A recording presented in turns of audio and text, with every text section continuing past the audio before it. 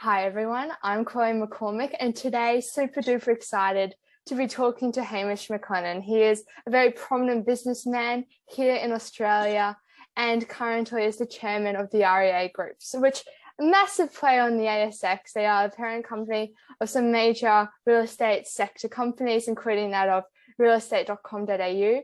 And today I'm super excited to be hearing a bit about his journey and realestate.com.au in the real estate sector. So thank you, Hamish, so much for meeting me today. Hi, Chloe. Nice to meet you.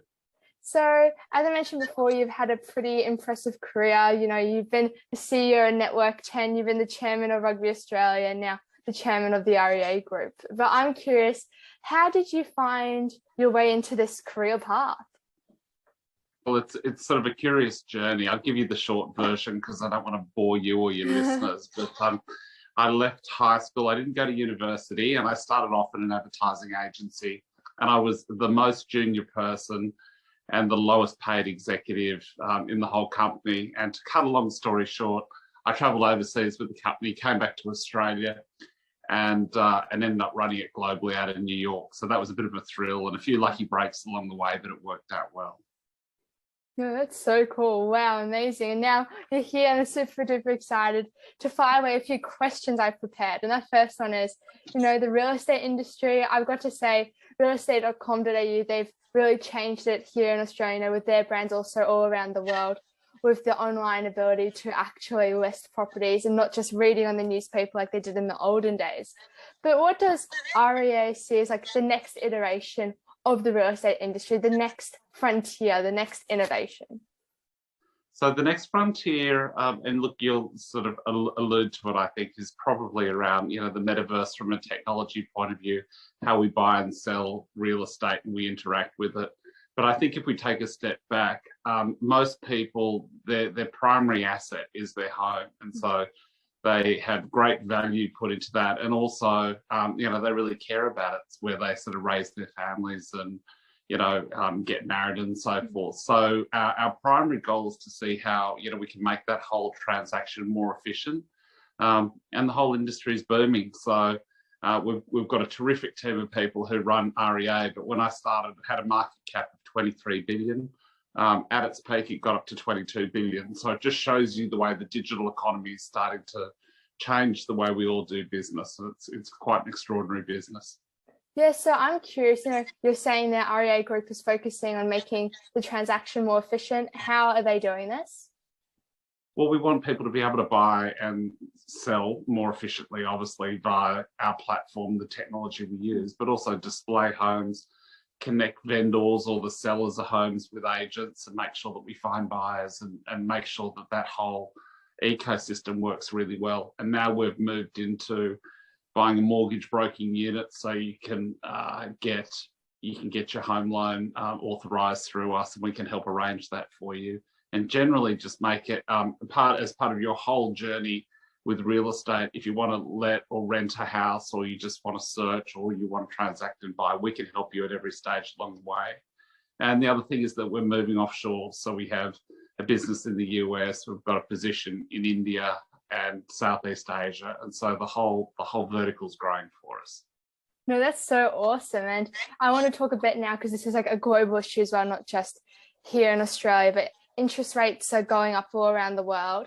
You know, there's been particular talk about the real estate industry and how this will affect that. How is REA preparing? Are they putting out any services or, you know, thinking up of any services to really, you know, whether take hold of this opportunity perhaps that could come about from it, or, you know, help their customers? Yeah. So look, it's a great question. So, you know, still interest rates are at historical lows. So from our perspective, the market will still be quite buoyant. The thing is that when interest rates are low, houses come onto our platform or our site very quickly and they get sold. And so when the market's particularly buoyant and very efficient, everyone thinks, well, that must be good for you, and it is. But when there's a little bit of instability and when you find that interest rates creep up, houses tend to sit on the site for a little bit longer, and that's a good thing for us. So you don't necessarily want a red hot market. No, yeah, that makes sense. That makes sense. And you kind of touched on it a bit before when I was asking about the next frontier of real estate, but how is REA looking at the metaverse and this potentially a whole new opportunity to buy property online, and the possibility that people will be living in the metaverse and living their dream house there? Well, look, it's early days, as you know, and we've got teams of great technology people and engineers who are looking at it.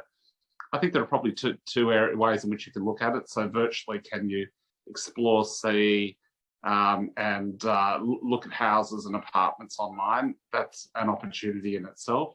The other thing is there digital real estate that you can buy and sell within the meta universe? So that's something that we're looking at. But again, if there's digital real estate that can be bought and sold, that's something that we'll look at. But again, it's still very much in the early stages. No, yeah, that makes sense. Yeah, we'll see. I'm curious to also keep an eye out for what comes about from these big players like Facebook, with their big metaverses. But continuing on, in a lot of industries, the millennials particularly have shaken them. They have different wants to their parents, want to be different. So how has this impacted REA Group's, business, the services they provide, and the way they actually think about these services?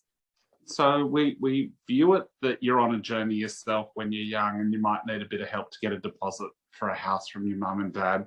It's certainly a lot harder for you guys than it was for us. But really what we want to do is offer a service for everyone. So if you can't afford to buy a house and you want to rent a place, we've got a service for you. Or if you're a business person and you're looking at commercial real estate, we have an offering there for you. So we just try and cover all the bases for everyone and help them. And again, when they're at the point where they want to transact, they've got a place that they like or they want to rent, then we'll help them fund it.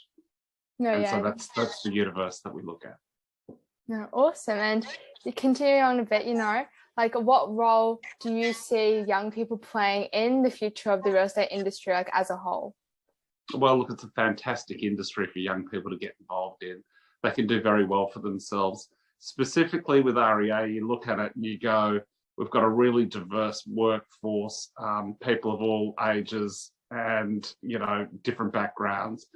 And if you're technologically inclined, it's one of the biggest publicly listed technology companies on the ASX in Australia. And so we've just touched on things like the metaverse and how we build out our digital ecosystem. So if you want to work within the technology side of the business, there's a great future. Or if you want to be an agent, which are really important to REA, then that's a great career path yourself, and people do very well out of it. So Australians love houses, they love property, they're quite obsessed by it in many ways, and so there are lots of places in which you can work. No, yeah, amazing. And now, before we finish up this podcast episode, Hamish, you've had an amazing journey. I was hoping if you could give our listeners a piece of advice, perhaps, who are wanting to become leaders like yourself in these super cool sectors.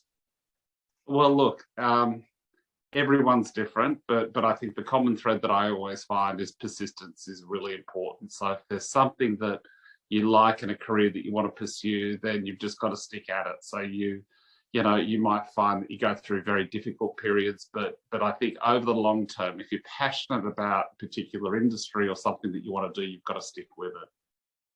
Well, thank you so much, Hamish, for that great piece of advice and for our chat today. It's been so awesome talking to you. Good on you, good luck, and thank you.